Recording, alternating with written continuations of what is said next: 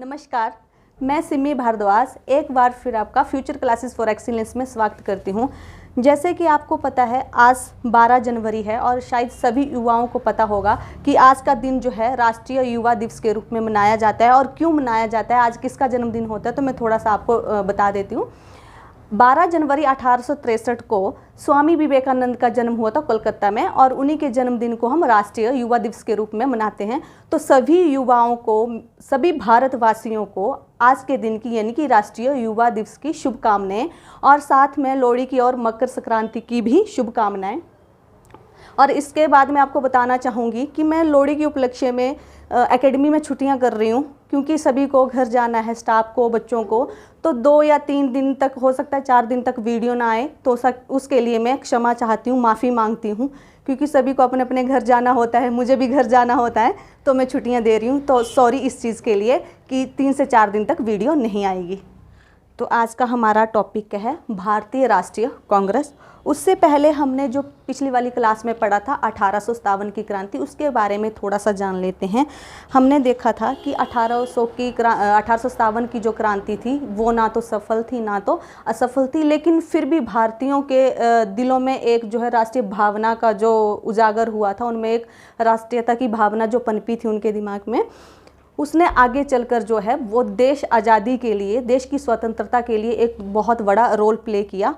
और दूसरे मैं आपको एक चीज़ बता दूं कि 1857 की क्रांति के बाद 1858 में एक एक्ट आया, जिसमें क्या किया गया कि कंपनी के शासन को ख़त्म करके अब जो भारत का शासन है वो सीधा कहाँ चला गया, महारानी ब्रिटेन के बाद। लेकिन उसमें जो था वो शोषण वैसे का वैसा ही चलता रहा, उसमें कोई कमी नहीं आई कि कंपनी वाले ज़्यादा शोषण कर रहे थे और महारानी ब्रिटेन की तरफ से शोषण नहीं हो रहा था, वो शोषण वैसा ही चलता रहा।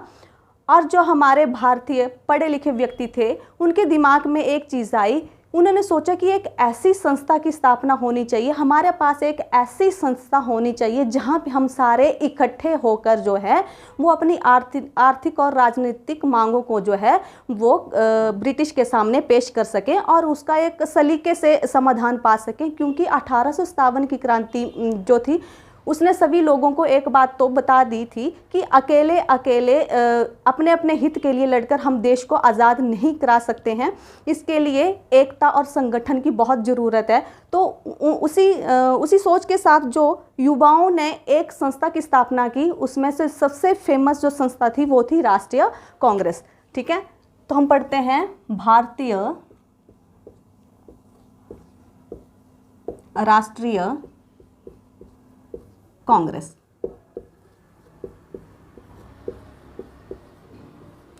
और इसकी स्थापना हुई थी 1885 में। ठीक है, तो देखो सीधे ही भारतीय राष्ट्रीय कांग्रेस की स्थापना नहीं हुई थी।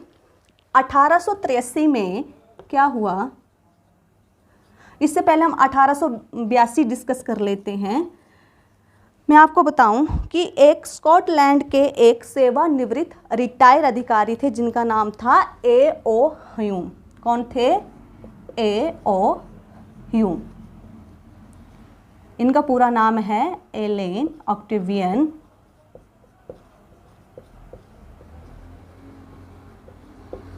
ह्यूम, और इन्हें भारतीय का मित्र कहा जाता है। A.O. ह्यूम का बर्थ जो था वो इंग्लैंड में हुआ था। ठीक है, और ये 1849 में भारत में सिविल सेवा के अधिकारी बनकर आए और उन्हें इटावा में जो थी अपनी सर्विसेज देना जो थी वो शुरू कर दी। और ये जो थे वो एक राजनीतिक सुधारक थे, और सबसे बड़ी बात ये पक्षी विज्ञान के भी अच्छा खासा नॉलेज रखने वाले थे, और इन्हीं के कार्यों के लिए इनको भारतीय पक्षी विज्ञान का पितामह भी कहा जाता है। और 1857 की क्रांति में ये इटावा में जैसे हमारे जो क्रांतिकारी थे, जब उन्होंने इनको घेर लिया तो कहते हैं इन्होंने एक औरत का वेश बनाकर वहाँ से निकले थे और इस तरह उन्होंने अपनी जान बचाई थी।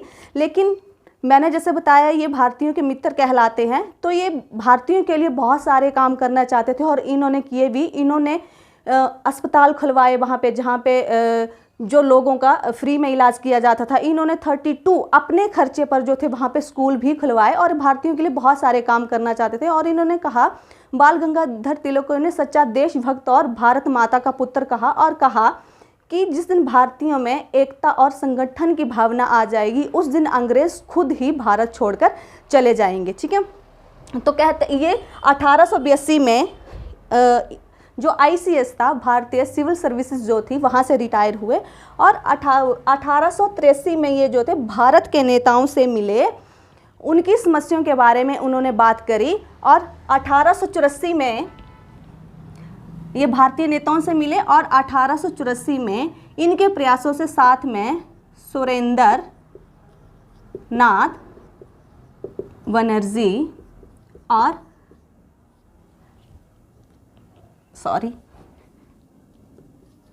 बनर्जी और दादा भाई नौरोजी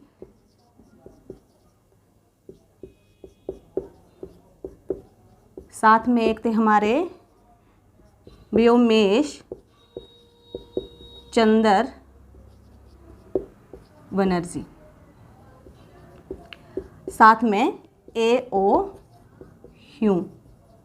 इनके प्रयासों से एक संस्था का निर्माण हुआ जिसका नाम था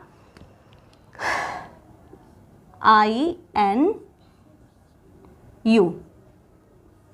इंडियन नेशनल यूनियन। ठीक है, देखो 84 में क्या हुआ, एक संस्था का निर्माण हुआ जिसका नाम था इंडियन नेशनल यूनियन और इसी यूनियन को 1884 में दादा भाई नौरोजी ने क्या नाम दिया, INC, इंडियन नेशनल कांग्रेस का नाम दिया दादा भाई नौरोजी ने। ठीक है, और देखो जब कांग्रेस बनी तो उसमें जो डिसाइड हुआ कि इसके हर साल जो है अलग अलग स्थानों पर जो है वो सत्र हुआ करेंगे, सेशन हुआ करेंगे। ठीक है, और उसमें क्या होगा, एक सिस्टेमैटिक तरीके से जो है वो भारतीय अपनी समस्याओं को अंग्रेजों के सामने जो है वो पेश करेंगे। ठीक है, तो देखो पहले हम भारतीय कांग्रेस का काल पढ़ लेते हैं कि हम इनको कितने काल में पढ़ेंगे, तो हम इसको 3 काल में पढ़ेंगे। सबसे पहला हमारा 1885 से 1905 तक का काल, फिर कहीं पे 1905 है तो कहीं पे 1907, ठीक है, से 1919 तक का काल, और बाद में पढ़ेंगे हम 1919 से लेकर 1947 या फिर 1948 तक का टाइम पीरियड। ठीक है, तो हम थोड़ा सा इनके बारे में पढ़ लेते हैं। देखो 1885 से 1905 का जो काल था उसे बोलते हैं उदारवादी काल। ठीक है, अब थोड़ा सा उदारवादी के बारे में पढ़ लेते हैं। उदारवादी क्या थे, वो अहिंसा नहीं करना चाहते थे और वो बोलते थे, उनका कहना था कि जो अंग्रेज़ हैं वो हमसे ऊंचे हैं, हमसे ज़्यादा समझदार हैं, पढ़े लिखे हैं और हमारे लिए जो वो डिसीज़न लेंगे वो सही होंगे, और कहीं पे कोई कमी पेशी होती है तो हम प्रार्थनाओं से, याचिकाओं से उनके सामने प्रार्थना पत्र जो है प्रस्तुत करेंगे। जैसे आज भी हम क्या करते हैं कि किसी अधिकारी के पास अपनी बात पहुंचानी होती है तो एक एप्लीकेशन लिखते हैं, और उन्होंने भी यही एप्लीकेशन का सहारा लिया। ठीक है, शुरू से तो सब कुछ सही रहा। जो आपके 20 साल थे या फिर आपके 4-5 सेशन जो थे कांग्रेस के, उसमें कांग्रेस ने एक बहुत अच्छा धर्मनिरपेक्षता का जो रूप था वो लोगों के सामने लेकर आए कि ये जो है भारतीयों की हितैषी है, भारतीयों के भले के लिए ये संस्था जो है वो काम करेगी, और ये किसी एक धर्म की, एक जाति की या किसी एक व्यक्ति की संस्था नहीं है, ये पूरे भारतीयों की संस्था है जिसमें सारे धर्म, जैसे हिंदू, मुसलमान, सिख, ईसाई, जैन, बौद्ध, साथ में अंग्रेजों की भी ये संस्था, यानी कि सभी की ये साझी संस्था है कांग्रेस। ठीक है, और जो हमारा 1905 से 1919 का जो काल है उसे बोलते हैं हम, देखो मैं पहले बता दूं 1907 में क्या हुआ कि हमारी कांग्रेस जो थी, मैंने कहा शुरू में ये उन्होंने बहुत अच्छा काम किया, लेकिन 1907 में सूरत अधिवेशन में ये कांग्रेस जो थी वो टूट गई, विभाजित हो गई 2 दलों में, एक गरम और एक नरम। जब हम नरम की बात करते हैं तो हमें त्रिगुट याद आता है, जो कौन था, बाल, पाल और लाल। बाल गंगाधर तिलक, बिपिन चंद्र पाल और लाला लाजपत राय। और भी बहुत से लीडर थे, लेकिन ये जो थे बहुत प्रसिद्ध लीडर हुआ करते थे गरम दल से। ठीक है, और 1919 से 1947 या 48 तक, गांधी की हत्या से पहले तक, इस युग को पढ़ते हैं हम गांधी युग। अब देखो आपने प्राचीन भारत में या मध्यकालीन भारत में पढ़ा होगा कि किसी के वंश पे तो युग का नाम पड़ा, लेकिन सिर्फ एक व्यक्ति के नाम पर युग का नाम नहीं पड़ा। तो हम मान सकते हैं कि हमारे भारत में गांधी की क्या वैल्यू है, कितनी वैल्यू है, क्योंकि सिर्फ एक व्यक्ति से युग का नाम चला है। जैसे हमने पहले बोला कि वंश के नाम पे तो युग चला, जैसे हमारा मौर्य काल हो गया, गुप्त काल हो गया, वो तो चला, लेकिन सिर्फ एक व्यक्ति के नाम पर एक युग का नाम रखा जाना, आप सोच सकते हो कि कितनी बड़ी बात है। ठीक है, अब हम थोड़ा सा इनकी सेशन के बारे में बात कर लेते हैं। देखो मैंने कहा 28 दिसंबर 1885 को INC की स्थापना हुई, भारतीय राष्ट्रीय कांग्रेस की स्थापना हुई, और इसी साल जो था इसका प्रथम सेशन हुआ गोकुलदास तेजपाल संस्कृत महाविद्यालय, वो संस्कृत का कॉलेज रहा होगा इसलिए नाम में संस्कृत है। ठीक है, और पूरे देश से सिर्फ 72 सदस्यों ने इसमें भाग लिया। देखो सभी ने भाग नहीं लिया, सिर्फ 72 में, और ये डाटा इंपॉर्टेंट है, दूसरी तीसरी चौथी का कोई भी नहीं पूछेगा, लेकिन प्रथम बैठक का जो है वो डाटा पूछ लिया जाता है। ठीक है, और इसके अध्यक्ष बनाए गए WC बनर्जी, व्योमेश चंद्र बनर्जी, और महासचिव बनाए गए AO ह्यूम। ठीक है, हर साल सेशन होते थे, हर साल जो है वो अध्यक्ष बनाए जाते थे। पहले तो अध्यक्ष जो थे वो नियुक्त किए जाते थे, लेकिन लास्ट के सालों में अध्यक्ष का निर्वाचन होना शुरू हो गया, उनका इलेक्शन होना शुरू हो गया, जो हम अधिवेशनों में डिटेल से पढ़ेंगे। ठीक है, अब देखो 72 लोगों ने भाग लिया और WC बनर्जी को इसका अध्यक्ष बनाया गया, स्पीकर बनाया गया, और इनको जनरल सेक्रेटरी बनाया गया AO ह्यूम को। ठीक है, और हमारी जो सेकंड बैठक हुई, जो हमारी जो मीटिंग थी दूसरी 1886 में, इसमें दादा भाई नौरोजी को अध्यक्ष बनाया गया।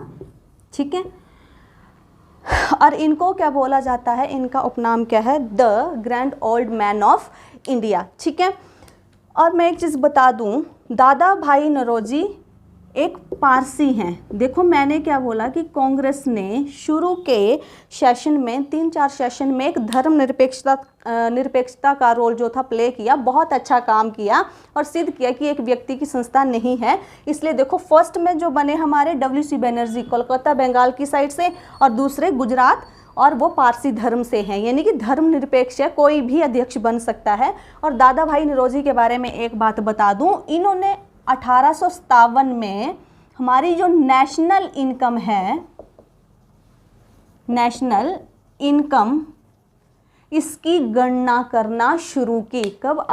1867 में।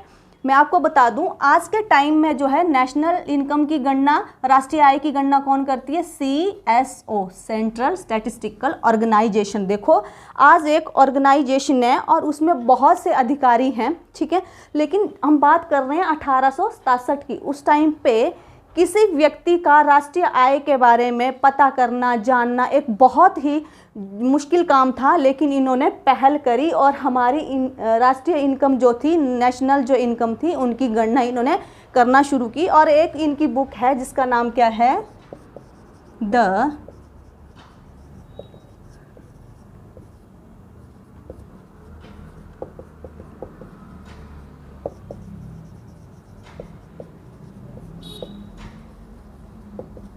India, the poverty and un British rule in India. देखो इन्होंने जो उस टाइम के नौजवान थे, उनके दिलो दिमाग में राष्ट्रीयता की भावना भरने के लिए एक बुक लिखी जिसका नाम क्या था?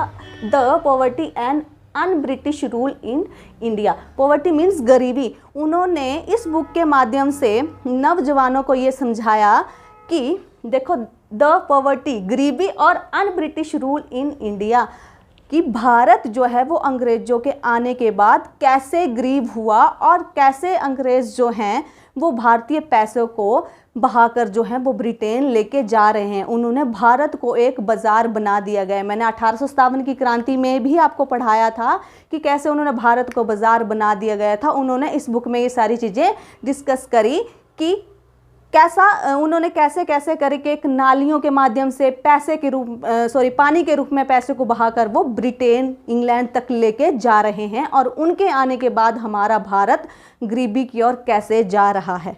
ठीक है, अब अगले जो थे 1887 वाला जो हमारा अधिवेशन था, उसके जो अध्यक्ष थे वो थे बदरुद्दीन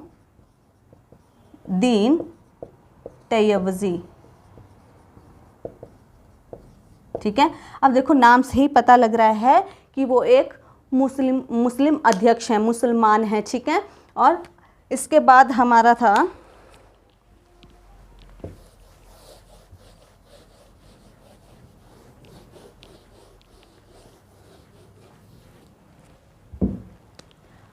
1888 जिसमें अध्यक्ष थे जॉर्ज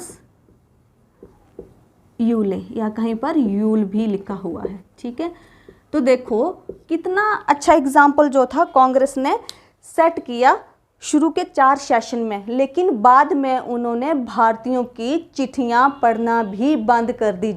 वो चिट्ठियां जिसमें भारतीय अपनी समस्याओं को अंग्रेज़ों के सामने लेकर जाते थे।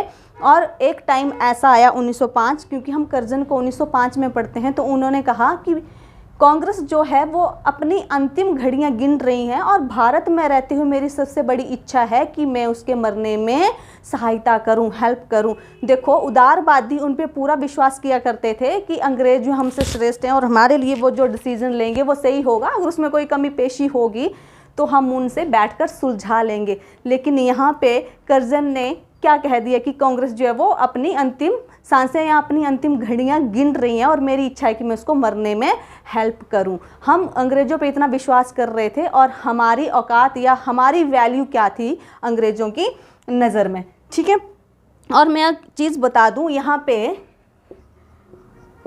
कहा जाता है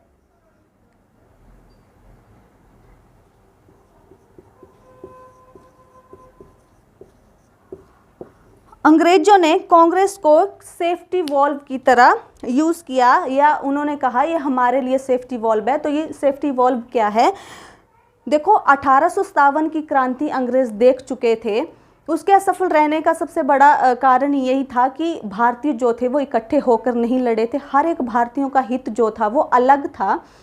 तो अंग्रेज़ों को पता था, अंग्रेज़ ये चीज़ जानते थे कि अगर दोबारा से ऐसी कोई क्रांति होती है तो जो भारतीयों ने गलतियां करी हैं 57 में वो उनको दोहराएंगे नहीं। इसलिए उन्होंने कांग्रेस को एक सेफ्टी वॉल्व की तरह यूज़ किया। और कहते हैं कि 1882 अपने कार्यकाल के दौरान ह्यूम जो थे उनके पास एक सूचना पहुंची थी कि फिर से कोई राष्ट्रव्यापी विद्रोह हो सकता है और उस विद्रोह को दबाने के लिए या ऐसा भविष्य में कोई विद्रोह ना हो, कांग्रेस की स्थापना की गई अंग्रेज़ों द्वारा। ठीक है, क्योंकि देखो ऐसे अंग्रेज ऐसी कोई संस्था की स्थापना नहीं करना चाहते थे, लेकिन उनको पता था कि अगर जो भारतीयों को गुस्सा है वो एकदम फूटेगा तो उस सिचुएशन को हम संभाल नहीं पाएंगे। तो कहते हैं कि ए ह्यूम जो थे वो उस टाइम के वाइसराय डफरिन के पास गए। उन्होंने कहा कि इस संस्था की स्थापना हो जाने दीजिए, इसके रास्ते में रुकावट मत बनिए, अदरवाइज जो है भारतीय फिर से ऐसी क्रांति करने के लिए तैयार हो जाएंगे। अब मैं आपको बता दूं सेफ्टी वाल्व आप घर में जाके देखना, क्योंकि कॉलेज छुट्टियां हैं तो सारे फ्री बैठे हुए हैं। तो सेफ्टी वाल्व होता क्या है, आपने कुकर का ढक्कन देखना और उसमें देखना कि हैंडल के नीचे एक छोटा सा जो है सेफ्टी वॉल्व होता है। वो किस लिए यूज़ होता है कि कभी मान लो कुकर की सफाई ढंग से नहीं हुई है या कुकर में चावल का या दाल का दाना उस सीटी में स्टीम में फंस जाए तो कुकर फट सकता है और काफ़ी ज़्यादा नुकसान जो है वो झेलना पड़ सकता है। तो इसीलिए कुकर फटने से पहले ऐसी कोई प्रॉब्लम आती है तो कुकर फटने से पहले वो जो सेफ्टी वॉल्व है वो फटता है और प्रेशर जो है वो बाहर निकल जाता है और इतना नुकसान नहीं होता है। तो आप सोचो कि अंग्रेज़ों ने इसको सेफ्टी वॉल्व की तरह यूज़ किया। ठीक है, ये तो था अंग्रेज़ों को फ़ायदा। अब मैं आपको बता दूं ये संस्था भारतीयों के लिए भी फ़ायदे की थी। क्यों? इस संस्था के बाद जो था राष्ट्रीय जो हमारे स्वतंत्रता आंदोलन जो थे वो धीमी गति से चले, लेकिन एक संगठित रूप में चले। ठीक है, उससे पहले हम क्या कर रहे थे, अपने अपने हितों के लिए 57 की क्रांति में देखा, किसी का अलग हित था, जमींदारों का अलग से हित था, व्यापारियों का अलग से हित था, शासकों का अलग से हित था, तो सभी अपने हितों के लिए लड़ रहे थे, वो इकट्ठे होकर देश की आज़ादी के लिए नहीं लड़े थे। लेकिन कांग्रेस की स्थापना के बाद लोग जो है वो संगठित होना शुरू हुए, उनमें एकता की भावना जागी, क्योंकि वो इस चीज़ को समझ गए थे कि एक एक व्यक्ति की समस्याओं को अंग्रेज़ नहीं सुनेंगे, इसलिए एक साझा मंच था अंग्रेज़ों के लिए और भारतीयों के लिए। ठीक है, अब इसके जो है कांग्रेस के लक्ष्य उद्देश्य क्या थे, तो कांग्रेस के लक्ष्य उद्देश्य क्या थे, जो हमारे राजनीतिक जो नेता है या कार्यकर्ता है उनके बीच जो है मैत्रीपूर्ण संबंध स्थापित करना, लोकतांत्रिक राष्ट्रव्यापी आंदोलन जो थे उनको बढ़ावा देना। उसके बाद जो था कि हमारे अंदर जो है राष्ट्रीय भावना का, इंडियन के भारतीय के अंदर राष्ट्रीय भावना का प्रचार प्रसार करना, और इसी लक्ष्यों को पूरा करने के लिए अंग्रेजों ने और भारतीयों ने एक साझी संस्था का निर्माण दिया जिसे कहते हैं कांग्रेस। अब कांग्रेस जो अधिवेशन है वो हम अगले लेक्चर में डिटेल से पढ़ेंगे, पहला सेशन कहाँ पे हुआ, अभी जस्ट मैंने छोटी सी इंट्रो दी कि यहाँ पे पहला सेशन के अध्यक्ष ये थे या महासचिव ये थे। अब अगले लेक्चर में हम पढ़ेंगे कि कहाँ पर हुआ, क्यों हुआ, वो किस बात के लिए प्रसिद्ध है, क्या क्या चीज़ें हुई। तो धन्यवाद। और आपको अगर मेरा वीडियो अच्छा लगता है तो प्लीज़ वीडियो को लाइक करें, शेयर करें और चैनल को भी सब्सक्राइब करें और कमेंट करें, ताकि मुझे और अच्छी तरीके से मैं क्लास ले सकूं, क्योंकि आपका जो सहयोग है उससे जो है हमें आगे बढ़ने की हिम्मत मिलती है। धन्यवाद।